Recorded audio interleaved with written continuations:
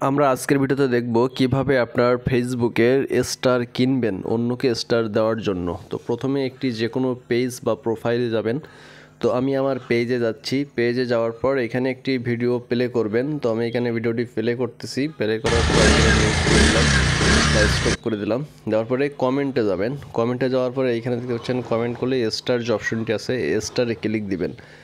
স্টারে ক্লিক দেওয়ার পরে এখানে যাচ্ছেন আপনার স্টার 0 মানে আমার স্টার 4 হয়ে গেছে। তো এখানে স্টারে ক্লিক দিবেন, 0তে ক্লিক দেওয়ার পর এইখানে একটি অপশন আসবে, এখান থেকে স্টার কিনতে পারবেন। তো আপনার যতগুলো স্টার প্রয়োজন ততগুলো স্টার এখান থেকে সিলেক্ট করে কিনতে পারবেন। এখানে দাম সহ দেখা আছে। তো আমি এটা 18টা স্টার 35 টাকা এটা ক্লিক করলাম টেস্ট করার জন্য। আমার কার্ড অ্যাড করা আছে, যাদের কার্ড অ্যাড করা নাই এইখান থেকে অ্যাড কার্ড ডেবিট কার্ড এই অপশন আছে, এখানে কার্ড অ্যাড করবেন।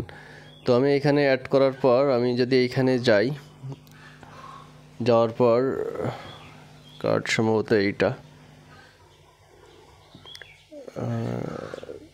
দেওয়ার পর যদি ওয়ান ট্যাপ বাই এইখানে যদি ক্লিক করি তাহলে দেখতে পাবো যে এইখানে যদি সাকসেসফুল হয় তাহলে হয়তো বা হ্যাঁ দেখতেছেন পেমেন্ট সাকসেসফুল। পেজ রিলোড দিচ্ছি, রিলোড দেওয়ার পর আবারও কমেন্টসে চলে যাই, কমেন্টসে চলে যাওয়ার পর স্টার এই স্টারের পরে এই 18 স্টার